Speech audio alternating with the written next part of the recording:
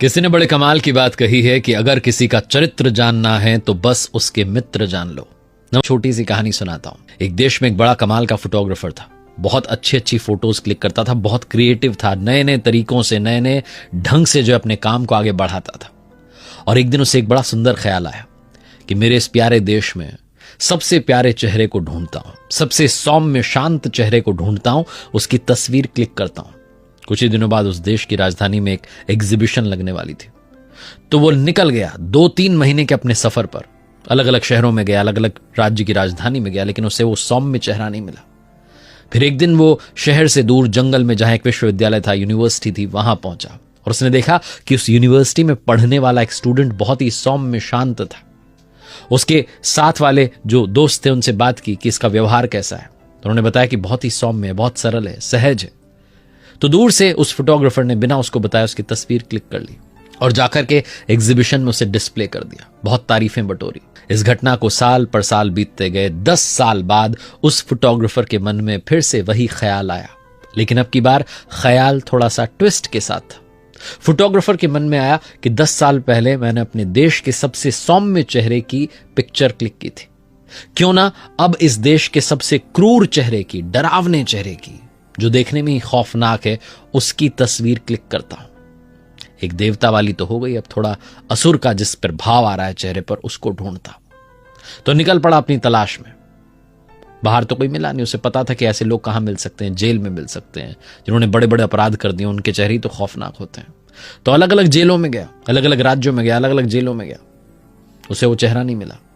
एक दिन एक जेल में था, वहां एक कैदी का चेहरा देखते ही इसकी तलाश पूरी हुई। इसने कहा यही चेहरा है। जेलर से परमिशन ली। जेलर ने कहा देखो भैया, फोटो तो आप क्लिक कर लो, लेकिन पहले आपको कैदी से परमिशन लेनी होगी, उसकी अनुमति होगी, तब आप फोटो क्लिक करना और ढंग से बात करना। बड़ा खूंखार किस्म का है। फोटोग्राफर डरते डरते उस जेल के पास पहुंचा जहां वो कैदी था और उसे बताया कि मैं फोटोग्राफर हूं, बहुत क्रिएटिव फोटोज क्लिक करता हूं, ये वो। और उसे कहानी बताई कि 10 साल पहले मैंने ऐसी एक तस्वीर खींची थी जिसमें बड़े ही सौम्य चेहरे को मैंने जो है अपने कैमरे में उतारा था, और अब मैं सबसे क्रूर चेहरे को, माफ करना, लेकिन सबसे क्रूर चेहरे को ढूंढ रहा था। आपका चेहरा मुझे वाला। कैदी को अंदर से गुस्सा तो बहुत आया, लेकिन उसने नियंत्रित किया। उसने कहा अच्छा चलो ठीक है, क्या मैं वो 10 साल पुरानी जो तस्वीर है वो देख सकता हूं? मैं भी तो देखूं कि सौम्य लोग कैसे दिखते हैं। उस फोटोग्राफर ने कहा हाँ, वो तो मेरे बैग में रखी। बैग में से निकाल करके तस्वीर दिखाई। वो जो कैदी था फूट फूट के रोने लगा। फोटोग्राफर ने कहा क्या बात हो गई, कुछ याद आ गया? बोले हाँ, सब कुछ याद आ गया।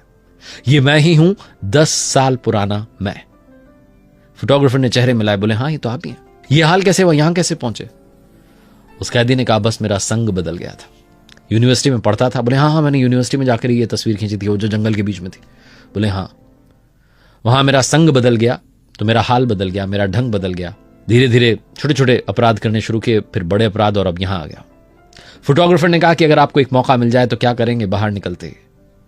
उस कैदी ने कहा सबसे पहले मैं 10 साल पुराने खुद को ढूंढूंगा। 10 साल पुराना मैं जिस तस्वीर में छुपा है उससे मिलूंगा।